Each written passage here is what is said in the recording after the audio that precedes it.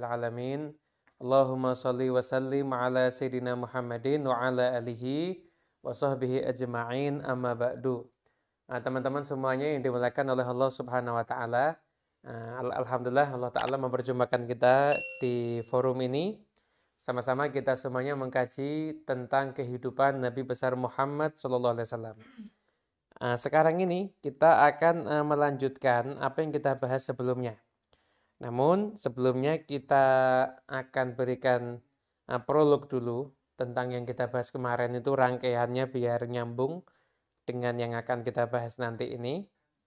Dan nanti kajiannya lebih banyak kita ngambil dari kitab Ar-Rahiqul Mahtum daripada kita ngambil dari kitab Fiqh Sirah. Yang pertama adalah Nabi SAW itu setelah Bai'atul Aqabah yang kedua, beliau semakin diganggu sama orang kafir. Bahkan bukan cuma Nabi, para sahabat Nabi pun juga semakin mendapatkan gangguan, tekanan daripada orang-orang kafir Quraisy. Nah, ketika itu kaum muslimin sudah enggak sabar, nanya terus ke Rasulullah SAW, sampai akhirnya turunlah izin untuk kaum muslimin pergi hijrah, dan yang dipilih kotanya adalah Yathrib. Akhirnya satu persatu di antara kaum muslimin itu berangkat ke Yathrib. Di antaranya yang pertama kali berangkat itu adalah Abu Salamah. Abu Salamah ini suaminya Ummu Salamah. Ummu Salamah ini akhirnya kelak nanti dia akan menjadi istrinya Nabi Muhammad SAW. Abu Salamah ini hijrah ke Yathrib. Di perjalanan dia ngajak istrinya dan anaknya. Ternyata keluarga istrinya marah. Istrinya Abu Salamah ini, Ummu Salamah, diambil. Setelah itu keluarga suaminya pun juga marah. Anaknya diambil. Akhirnya Abu Salamah yang awalnya berangkat bertiga jadinya berangkat sendiri. Berangkat sendiri, tapi akhirnya setelah Ummu Salamah itu nangis, setiap hari nangis. Akhirnya kasihan, kemudian setelah itu diizinkan untuk ikut dengan suaminya. Akhirnya diantar sampai, singkat cerita, berjumpa dengan suaminya. Dan juga kisahnya Suhaib bin Sinan Ar-Rumi. Suhaib Ar-Rumi itu ketika mau berangkat, dia bawa sebagian hartanya. Kata orang-orang kafir Quraisy, kamu dulu datang ke Mekah nggak punya apa-apa. Sekarang kamu mau pergi kok kamu bawa hartamu. Kata Suhaib, kalau semua hartaku saya kasihkan kamu, saya beli hijrah, boleh. Semua hartanya dikasihkan kepada orang-orang kafir Quraisy. Kata Nabi SAW, ketika Suhaib sampai berjumpa dengan Rasulullah, Nabi mengatakan, Suhaib itu beruntung. Suhaib itu beruntung. Perdagangannya nggak rugi, dia itu sukses. Kemudian juga yang kemarin juga kita ceritakan adalah Ayyash. Ayyash ini ikut bersama dengan Sayyidina Umar bin Khattab. Sayyidina Umar itu ketika mau berangkat ke Madinah, kan kita udah bahas kemarin, semua sahabat Nabi berangkat ke Madinah itu sembunyi-sembunyi.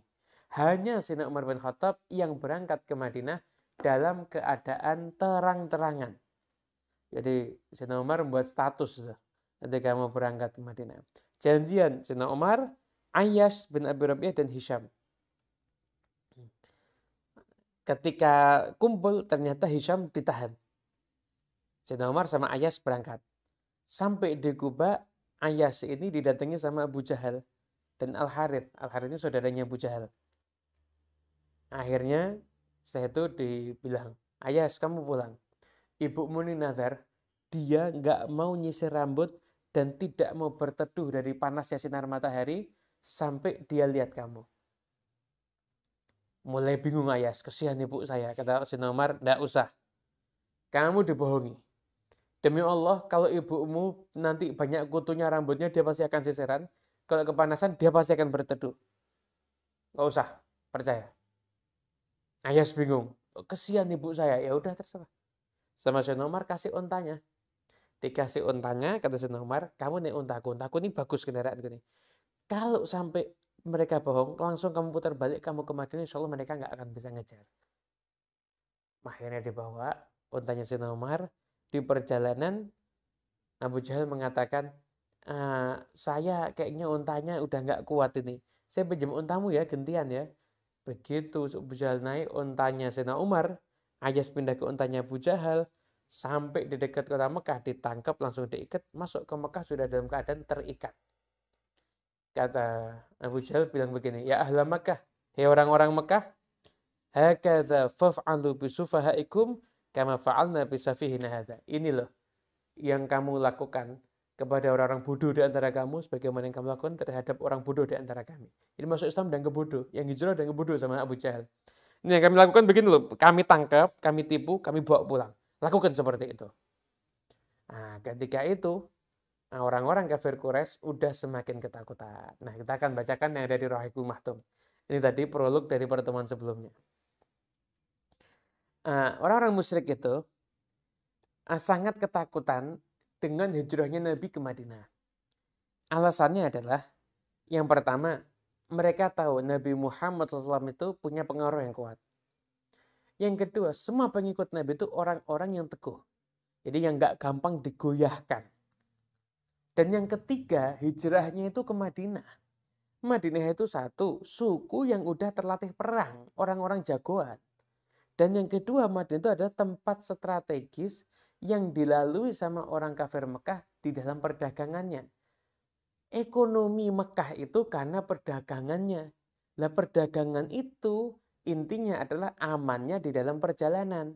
Lah perjalanan itu menjadi tidak aman kalau Nabi SAW dan orang-orang Madinah itu bisa menghadang kafilah-kafilah dari Mekah. Begitu. Ketika mereka sudah merasakan ini ada bahaya yang ada di hadapan mereka, bahaya yang mengancam mereka, maka ini sampai di sini tanggalnya ada.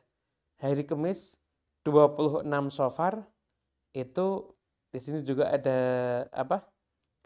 Ada keterangan Masehinya 12 September 622 Masehi.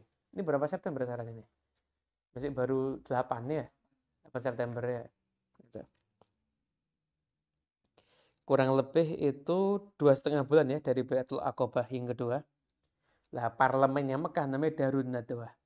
Nah, Darun Nadwah itu tidak pernah digunakan kecuali untuk kepentingan-kepentingan yang memang menyangkut hajat hidup orang banyak masyarakat Mekah. Ini parlemennya Mekah.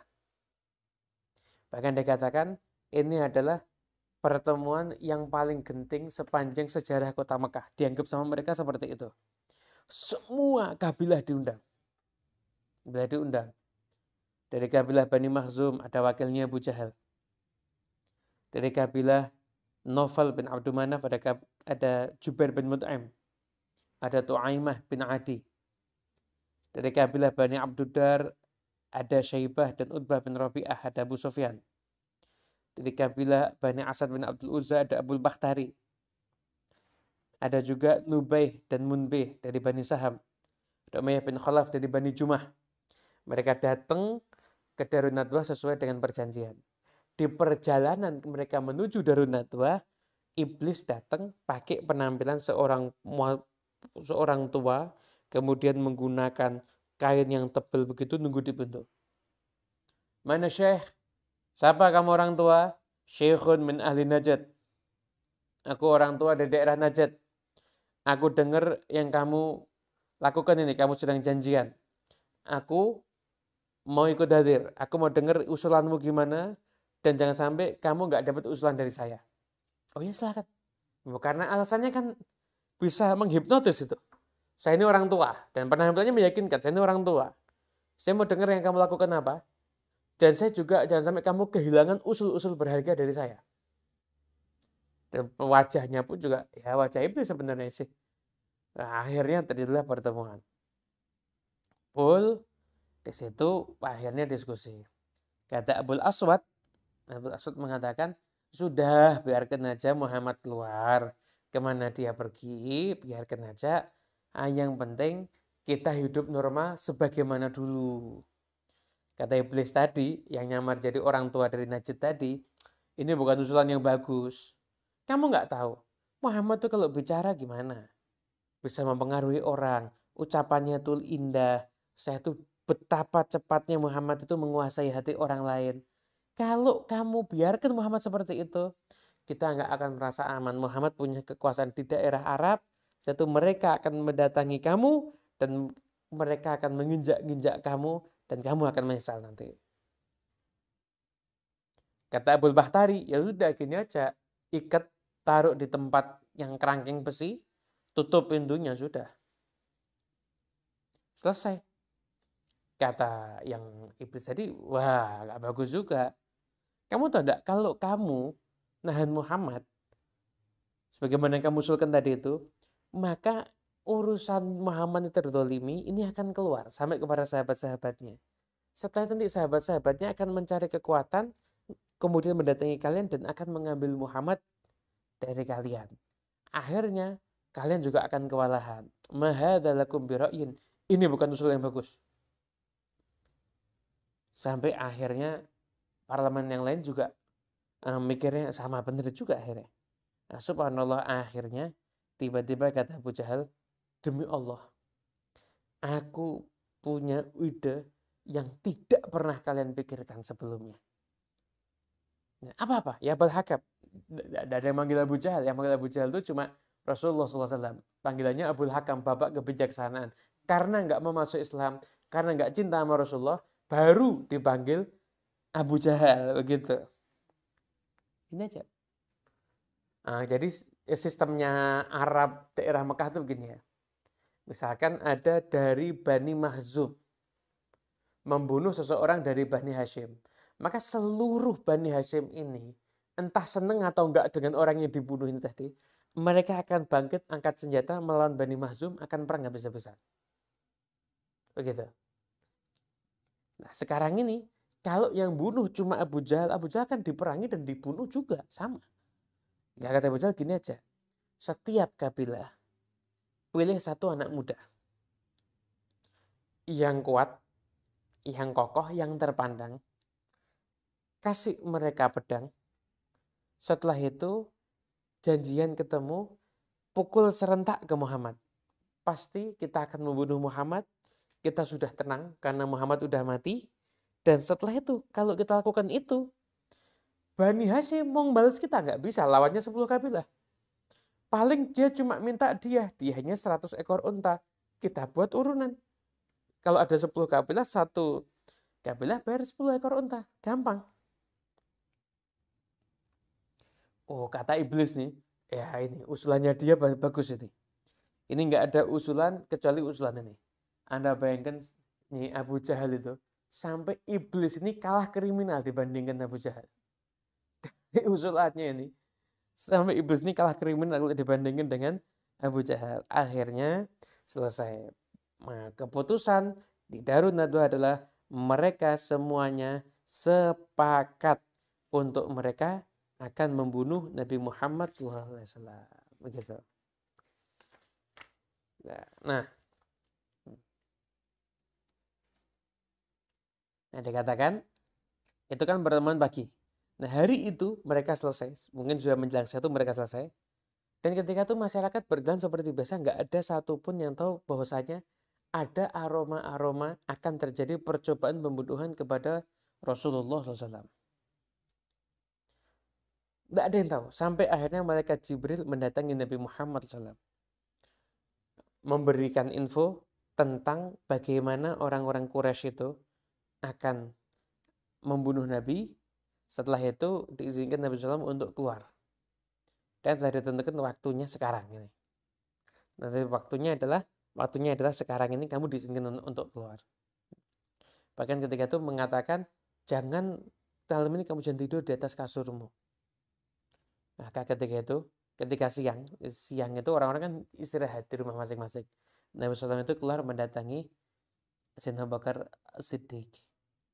Nah, ketika itu Sayyidah Aisyah meriwayatkan ketika kami duduk di rumahnya Abu Bakar di siang hari, kata Abu Bakar, loh Rasulullah ini datang pakai tutupan begitu. Ini Nabi Muhammad tidak pernah datang di waktu ini. Kalau sampai datang di waktu ini berarti ada sesuatu. Ada sesuatu yang genting ini. Kok sampai Rasulullah SAW datang di selain waktunya datang ini, kan ada sesuatu yang penting ini. Datang Rasulullah masuk. Setelah itu Rasulullah mengatakan, keluarkan orang-orang yang ada di rumah ini. Saya mau ngomong 4 mata penting. Bahkan innamahum ahluk ya Rasulullah, keluargaku ini keluargamu ya Rasulullah. Ini mereka semua ini bisa dipercaya. Maka ketika itu Nabi Muhammad SAW mengatakan, aku telah diizinkan untuk keluar. Untuk hijrah. As-suhbah bi abi anta Rasulullah.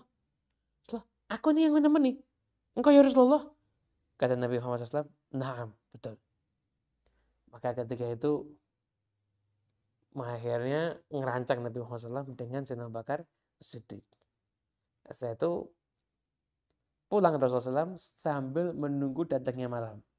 Dan hari itu aktivitas Nabi SAW itu seperti biasa, seakan-akan nggak ada apapun yang berubah. Hingga akhirnya sampai-sampai tidak ada satupun orang yang mengintai Nabi pula atau di sekitar Nabi yang menyangka Nabi SAW itu sudah mempersiapkan diri untuk hijrah. Gitu.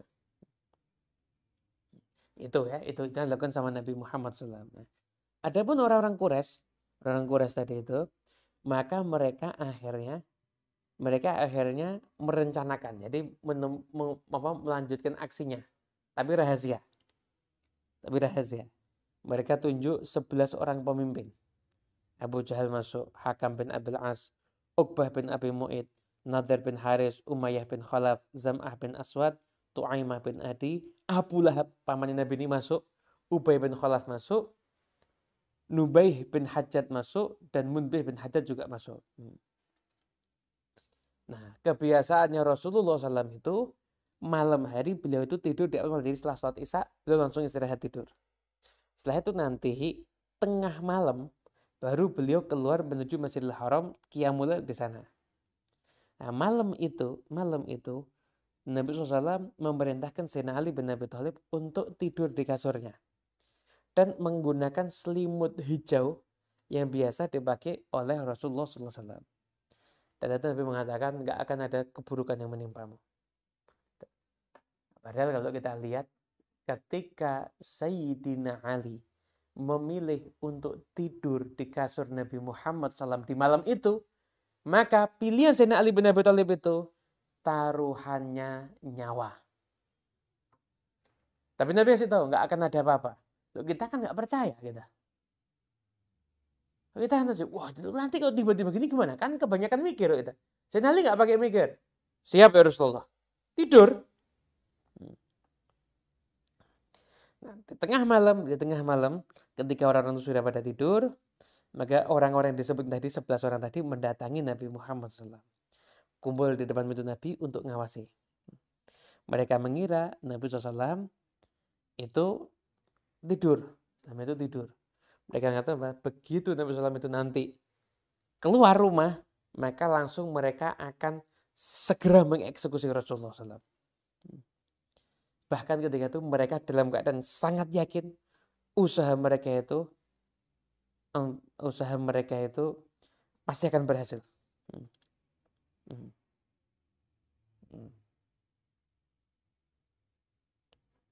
Kemudian setelah itu kata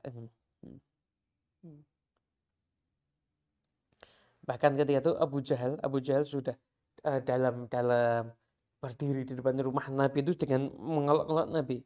Wah, Muhammad itu kan sudah menjanjikan sama kita apa?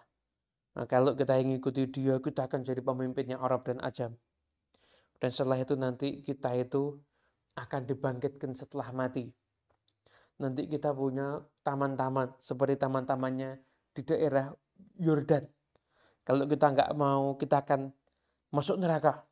Nanti kita dibangkitkan, pada saat itu kita masuk neraka, dibakar dan lain sebagainya. Jadi sudah menghina Rasulullah SAW gitu. Jadi mereka itu nunggu Nabi SAW, dan Nabi SAW begitu keluar ketika Nabi SAW itu dalam keadaan menunggu dan mereka mengatakan ini kalau Muhammad keluar langsung eksekusi ini. Kan dikatakan di surat Al-Anfal ayat 30, wa yamkuruna wa yamkurullah wallahu khairul makirin. Mereka tuh punya tipu daya, tapi jangan lupa Allah pun juga punya tipu daya. Wallahu khairul makirin. Sesungguhnya Allah Ta'ala adalah sebaik-baik orang yang punya tipu daya. Allah Ta'ala sebaik-baik zat yang memiliki tipu daya. Nah, akhirnya begitu Rasulullah SAW itu keluar, maka ketika itu Nabi SAW mengambil Nabi SAW itu mengambil tanah. Kemudian setelah itu diletakkan di atas kepala mereka. Dan ketika itu Allah Ta'ala menjadikan mereka nggak bisa melihat Nabi Muhammad SAW. Kan tidak ada satupun orang di situ kecuali Nabi Muhammad SAW udah ngasih tanah di atas kepala mereka.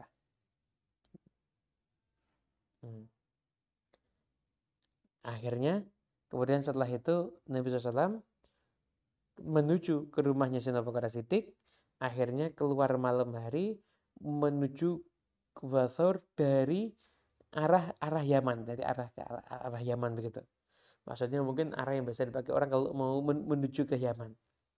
Orang-orang yang nunggu tetap. Nunggu tetap. Tetap nunggu. Mana ini Muhammad? Setelah itu ketika mereka nunggu-nunggu lama, Muhammad nggak keluar-keluar ini. Lewat satu orang yang nggak ikut sama mereka. Kalian nunggu siapa? Nunggu Muhammad. Oh, kamu gimana? Muhammad udah lewat. Dan Muhammad tadi sempat ngasih tanah di kepala kalian. Hah? Demi Allah kita nggak lihat kok. Satu dipegang kepala. Loh bener banyak tanahnya kepalanya itu. Akhirnya kemudian setelah itu mereka kemudian saya itu ngintip. Nggak Muhammad tidur kok ini. Muhammad tidur kok. Yaudah gini aja dah. Kita tunggu sampai pagi. Begitu tunggu sampai pagi ternyata yang keluar itu Sayyidina Ali bin Abi Thalib yang bangun. Dan nanya Rasulullah, la ilma li biasa, aku nggak tahu Muhammad itu kemana. Aku nggak tahu Muhammad itu kemana. Akhirnya ternyata orang-orang kafir Quraisy ketika itu dalam keadaan yakin, yang seyakin-yakinnya, yakin yang luar biasa, ternyata mereka itu gagal mengeksekusi Nabi Muhammad Shallallahu Alaihi Wasallam. Gitu. Bahkan di sini ada kalau yang ada di kitabnya Syekh Sa'dur Ramadan Al-Buti, di sini ada beberapa bagian yang berbeda. Kalau yang lainnya itu sama ya. Itu sama. Di sini cuma diterangkan aja Darun Nadwah itu adalah rumahnya Qusay bin Kilab. Yang mana Quraisy itu orang Quraisy tidak pernah memutuskan sesuatu kecuali di tempat itu. Itu. Kemudian setelah itu ketika Nabi SAW itu ngajak Sayyidina Abu Bakar untuk hijrah, ketika itu Nabi SAW itu Sayyidina Abu Bakar itu kan sudah pernah ada rasa kayaknya saya ini tidak akan hijrah sama Nabi Muhammad SAW. Sudah nyiapkan kendaraan, ya Rasulullah ini kendaraan sudah saya siapkan. Fakhudh bi abi anta Rasulullah ihda rahilatai. Rasulullah ambil salah satu tungganganku ini. Itu jawabnya apa?